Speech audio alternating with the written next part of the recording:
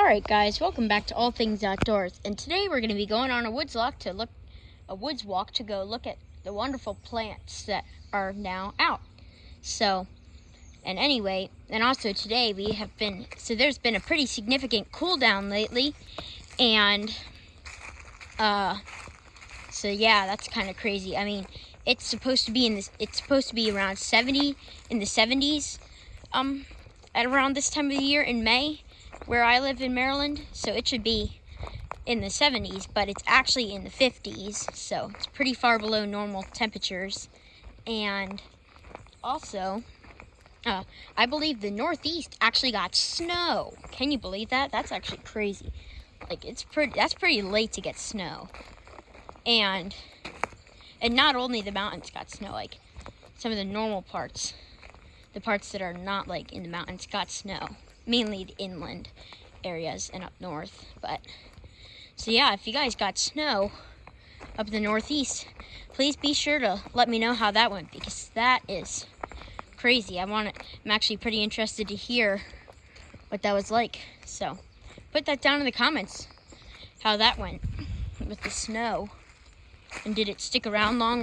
Did you guys get enough to like play in or anything? Be sure to put that down in the comments too, if you got to play in the snow.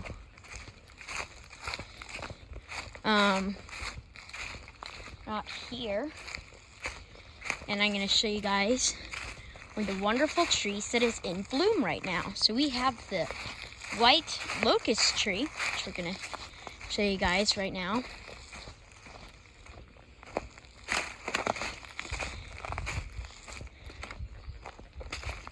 Oh, there's a mimosa tree. So we'll show you that first. So this is a mimosa tree, and we will show you guys one in bloom. One that's actually in bloom sometime. They're not in bloom yet, but they will be soon. And anyway, so this is the mimosa tree, Albizia jubilariscent, not to be confused with Mimosa pudica, otherwise known as the sensitive plant. This tree also goes by the name of the Persian silk tree and the Asian silk tree.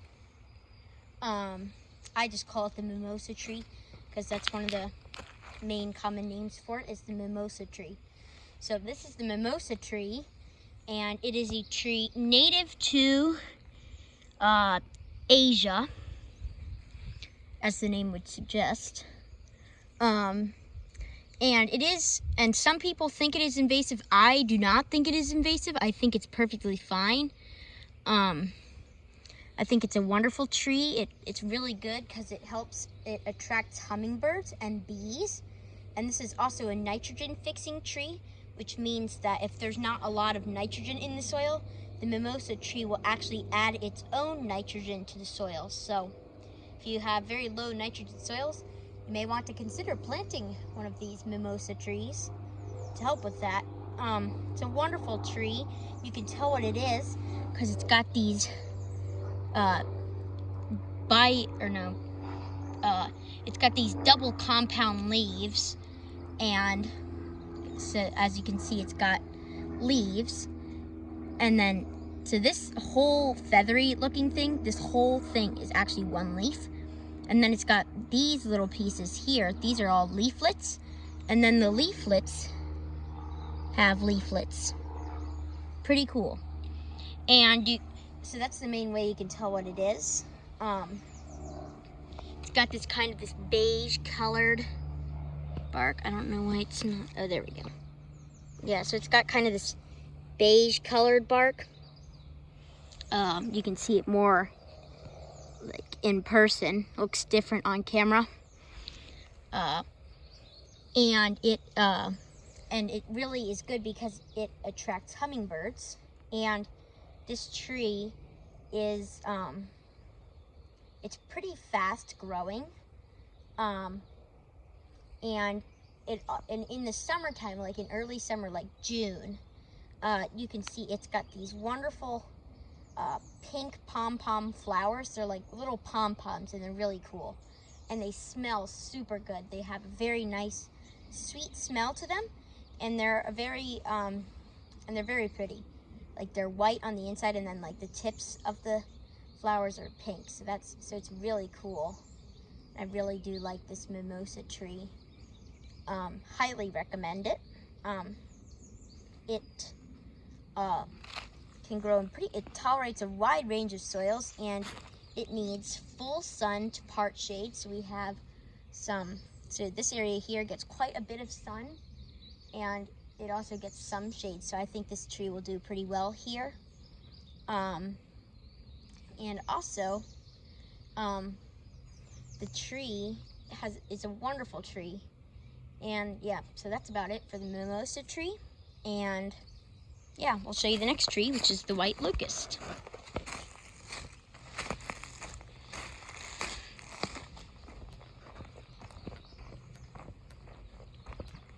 And also, oh, there's a blue heron. Don't know if you can see it. Can't really see it through the trees. Oh, you can see it through here. He's right on the log. Kind of see him, he's right there. Wonderful birds, those great blue herons. I love the great blue herons. So, we're gonna go out on this log here and be careful so we don't fall. And here, that brings us to the white locust tree. So you can tell what it is. Oops, almost fell. So you can tell what it is because it's got these leaves, these compound leaves, which means they have leaflets. And they're kind of oval-shaped leaflets. And then in the springtime you can see, and as you can see here, it's May right now, and it's got these wonderful white flowers. They look like wisteria blooms, actually. They really do look like wisteria blooms. You can see they're all over the tree. And they look like wisteria blooms, and they, but white. And this tree is native to a good part of eastern North America. Very lovely tree. Love the flowers. And the flowers smell, they smell super good. They have a very sweet smell to them. And I highly recommend this tree. Very good tree. I believe it attracts a pretty good amount of pollinators. And unlike the black locust, the white locust does not have any thorns on it. So that's nice. So I'm not getting like pricked with thorns and poked and all that kind of stuff with thorns with this tree. Unlike the holly trees over there. Back to the locust tree. So they are a native tree and they attract a good amount of pollinators. The whole air around this tree smells super sweet, like the flowers. And the flowers are very, very pretty to look at. There's actually another one in bloom just across the cove. So that's really nice. And I highly recommend this tree to you. So feel free to plant it. It is a native tree. That's about it for the locust tree. And in the winter, and once the leaves go off the trees, I can tell you how to identify trees by bark. So yeah. Here we have a southern red oak. You can see its leaves up there. The leaves, there aren't really any on the ground except for this branch that must have fallen in a recent storm. This might be a pin oak. I believe it is a red oak, but I'm not sure. It may be pin oak. Yeah, I think that might actually be pin oak. Yeah, so if we find a red oak, we'll show you that too. But anyway, this is the pin oak. You can tell what it is because it's got these leaves that are very pretty, but they're also very thin. You can tell what they are because it's got these big pointy thingies coming off of them, and then it has the deep grooves in the leaves. So they're like red oak leaves, but more pronounced. And so this is a wonderful tree. It's native to a good part of the country of the U.S. and it's super beneficial tree because it is, and not to mention the tree is beautiful. You can't really see its full shape here because we got other trees in the way. But it's a wonderful tree, good shade tree if you want shade.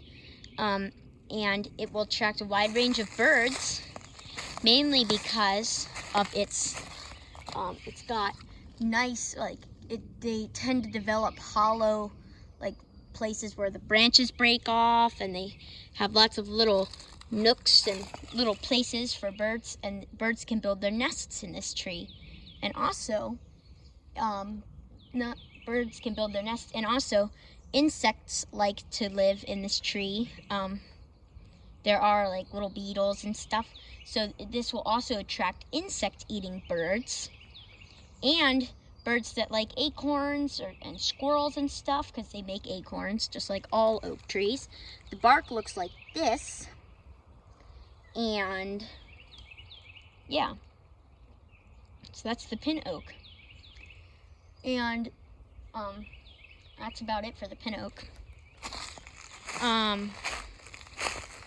Let's find some more trees. Beautiful day, just not as warm as I would like it to be. I'm gonna see if I can find you guys a red oak to show you the difference in the leaves, because the leaves of either tree do look different, because the pin oaks have a much more pronounced groove in the leaves. This here is a dead red oak. It's sad that it died. It was a wonderful tree. I don't know if I ever saw it when it was alive, but it looks like it died pretty recently because all the bark is still on. This here is a red oak. Don't really see any leaves on it on the ground. Let's take a look. Maybe we can find some leaves. Should be some.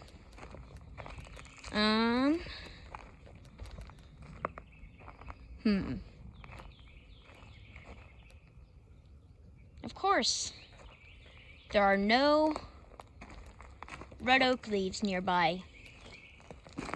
Oh well. We'll find another one that we can actually see the leaves. Oh, you know what? There's dead leaves on the ground. Perfect. Let's get a good one.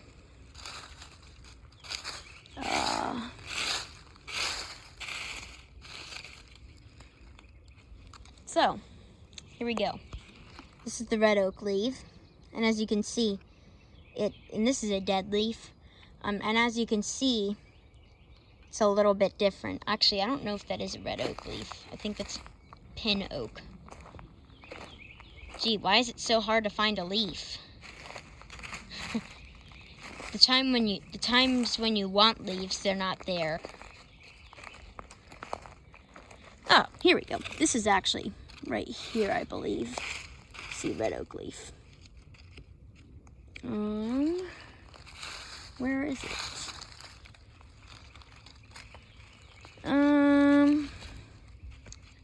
No, that's not one.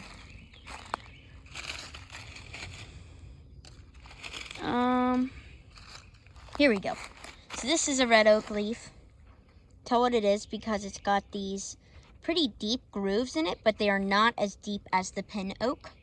If I find live leaves, I will show you that. Oh, there's a better example, actually. Right there. There we go. Actually, that is a pin oak. Here we go. This is a red oak. And the bark of the tree looks like this. And this has basically got all the same qualities as the pin oak does. So, not too much different there. Let's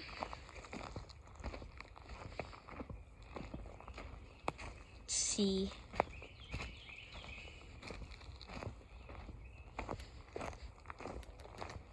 It's really nice out.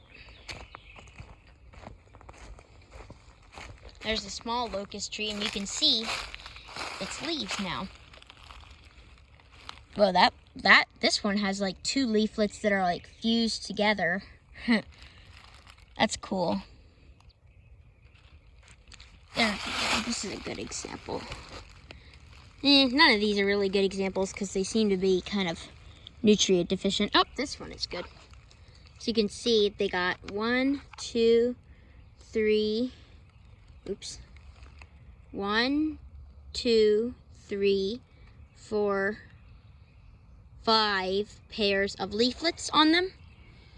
And that can change, like it, but it's usually around 5. Like, see, this one has 3, this one has 3. So it's 3 to 5 pairs of leaflets. Like this one has 4. So it's 3 to 5 pairs of leaflets, which should mean about, so from 6 to, and then there's always the 1 on the end. So this would be 7 to 11 leaflets on each leaf. So yeah.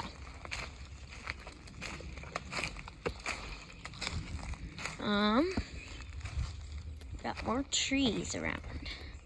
Should have some more trees. I don't have too many more plants that I need to show in this video, but we can show a couple more. Here are some wild huckleberries. Doing pretty well. See? Producing berries, sort of. See little areas where the berries are gonna grow. Don't see any berries yet. The huckleberries are native.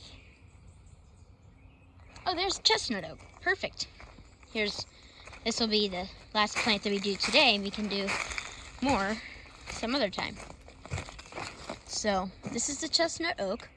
You can tell what it is because it's got these basically oval-shaped leaves with rounded teeth. And all the veins are parallel. So, and they look very nice.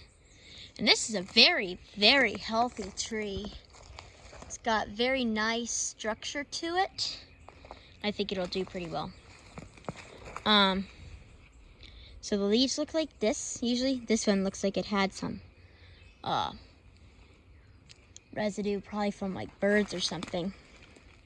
This one's a cleaner one, so you can see what it is. This is probably just water residue, actually, from water collecting on the leaves. So yeah, the leaves look like this, and it's kind of got these nice, and I'll show you what the acorns look like later in the year. And I mean, there isn't really much else to show. And it basically has all the other same qualities as the pin oak and red oak. So that'll be all for today's video. Anyway, be sure to like, subscribe, and turn on notifications, and be sure to put in the comments down below saying that you did that, and you will get a shout out, and we will see you guys on the next adventure.